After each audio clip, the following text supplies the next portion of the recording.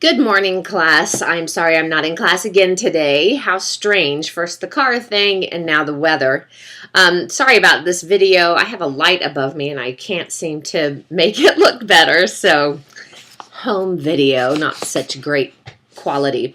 Anyway, what I wanted to talk to you about today before you give your speeches next week are the 4 types of audience. It's really important that you understand sort of a perspective of how to come at your audience, whether they agree with you, disagree with you, hate your topic, disagree with your position, could care less, etc. So there's basically 4 types of audience, and this is what I want you to pay attention to. See if you can determine what our class is. You've had about 2 or 3 months now spent with our class. You have an idea about where people stand possibly on your topic. If not, then I'll give you some tips on that at the end. But I think you'll kind of be able to ascertain what kind of audience you have in your classroom and what position you want to take and how you want to take it. So first, let me just label the 4 types of audience. Number 1 is a hostile audience. Number 2 is a critical audience. Number 3 is an uninformed audience. This is also a disinterested or uninterested audience, an audience that really doesn't care what you're talking about. And number 4 is a sympathetic audience, an audience who's absolutely behind you 100%.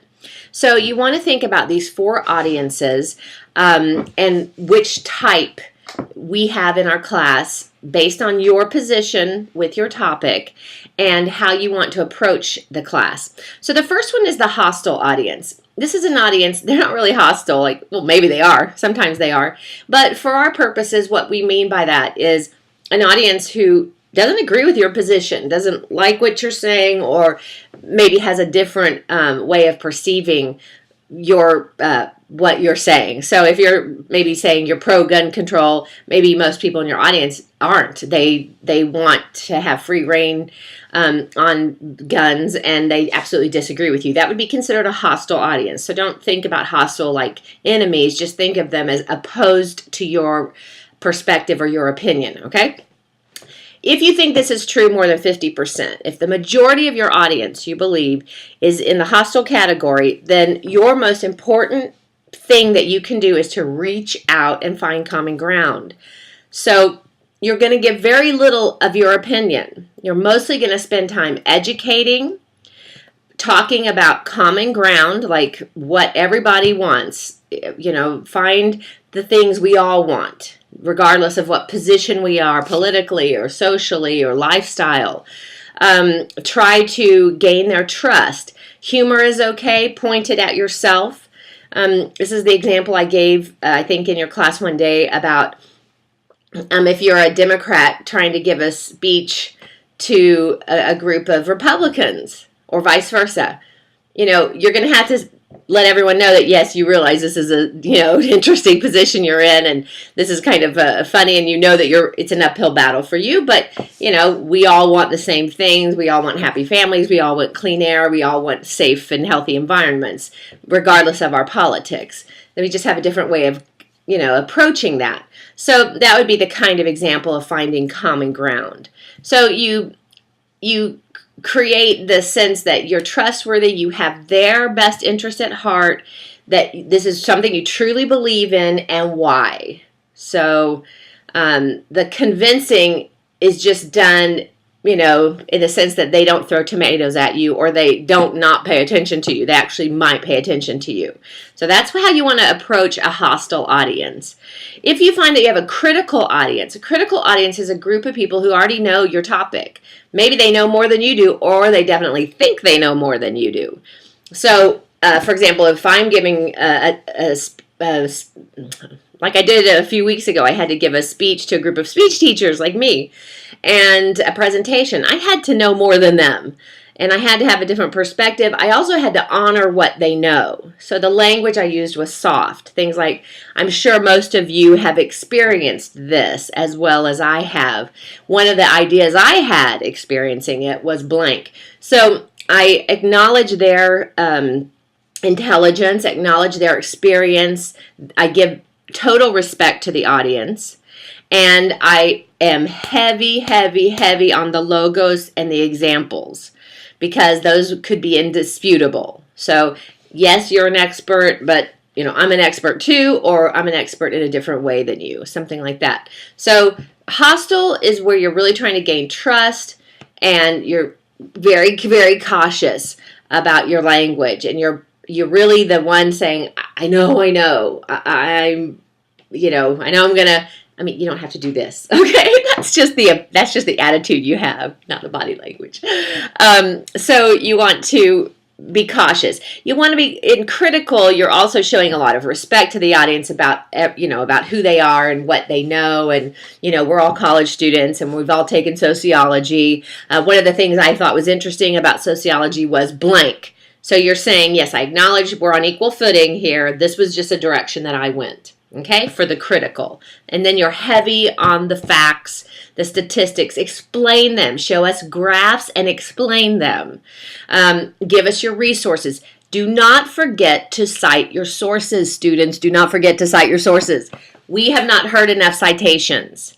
You will be counted off for that, as you were in the informative. I think that was surprising to many of you. It surprised me that you didn't cite your sources. Cite your sources, okay? And don't put them at the end of your PowerPoint.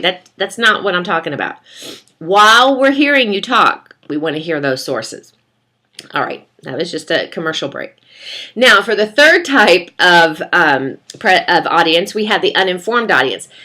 I would say generally, not 100%, but generally this is typical for a college audience because you have so many assorted people in your class, all coming from different directions and backgrounds.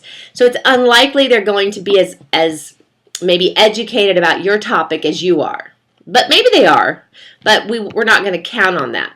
So what you want to do with an uninformed audience is you want to assume that they don't know as much as you do. So now you're going to be really informative. And for an uninformed audience, you really spend a good, maybe half of your speech educating your audience about the topic. Good, bad, and ugly.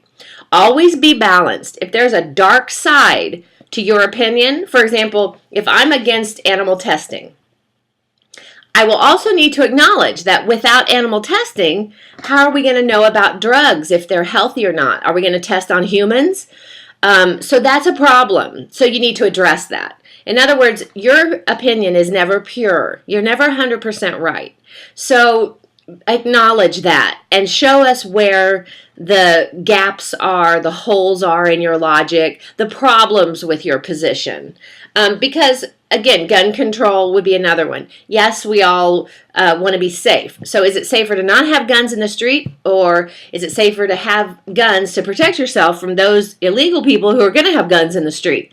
I mean, we're all over the place with everything. So you need to acknowledge the good, the bad, and the ugly about your opinion. That gives trust to your audience. So keep that in mind too for your entire opinion speech, no matter what kind of audience you think you have. But the uninformed is where you educate, and then you tell us why you've fallen in what position and what the benefits are for us, the audience. Finally, you have a sympathetic audience. Perhaps your opinion is we should get out for the full week on Thanksgiving. Nice opinion, right? That we shouldn't have to come to school at all for Thanksgiving. Okay, during Thanksgiving week. I'm pretty sure most of your audience is going to agree with you. So now what you want to do is motivate. If your audience is already sympathetic, you don't have to educate them, just a little bit, maybe 1 point, give them a little bit of something. But mostly they're already with you. So you need to create you're a cheerleader, and you're creating cheerleaders, and then you're going to ask them to do something. Now, if you know that your audience is hostile, you can't, in the end of your audience, ask them to go, ask a group of Republicans to go vote Democrat. They're not going to do that. That's unrealistic. You're just asking them to, hey, soften up, pay attention. That's all I'm asking. Maybe in time, you'll see it my way or our way. Same with critical. And uninformed, maybe. Uninformed, you have a possibility of motivation. You can ask an uninformed audience because an uninformed audience is sort of ripe to take your information and do something with it. If it's the first time they've ever really thought about something or heard about something, they might be motivated. Like, wow, I never thought about that. I should do that. So that might be another opportunity for you to not only educate, but motivate as well. as maybe your final point. What could they do? If you're doing organ donation, then you might want to ask them in the end to, go online and fill out, to this address and fill this out, see how easy it is, show them what it is, what happens next, and get them to actually sign up to be an organ donor. That would work. It also works in sympathetic. In fact, in the sympathetic, that's what you're going to focus on. You're going to focus on giving a little bit of background in case there's a few people who don't know what you're talking about, and then motivate. What can they do? If they donate $10 a month, where does it go? How would it help? How do they donate $10 a month? What's the downside to that? Etc. So you're always going to be honest about good, bad, and ugly. You're going to try to motivate in the uninformed and the sympathetic, and you might suggest that for the critical, put your money where your mouth is kind of thing. You're not going to try to motivate in the hostile. You're just going to try to educate, find common ground, soften up your audience a little bit, help them to trust you. Okay, I hope this has been helpful to you. I just want to remind you, there's no aggressive language, nothing in any opinion speech would be acceptable that would be suggest that someone else's opinion who's different from yours is wrong, because that's wrong. Everyone's opinion is valuable, and we all have reasons for believing what we believe. So all we're trying to do is reach out with an olive branch and try to create some interest in our subject and possibly motivate people to, if they already agree with us, to go ahead and follow through on something. Okay, I'm looking forward to your speeches. Remember, keep it simple. Don't try to tackle something too hard. We need you to keep your timing between 5 and 7 minutes. Okay, it's very important. We have a very short period of time to do this. We're bumping up to the end of the semester. So 5 to 7 minutes, and then we'll be done. All right. Have a happy Thanksgiving. I will see you next week. Bye.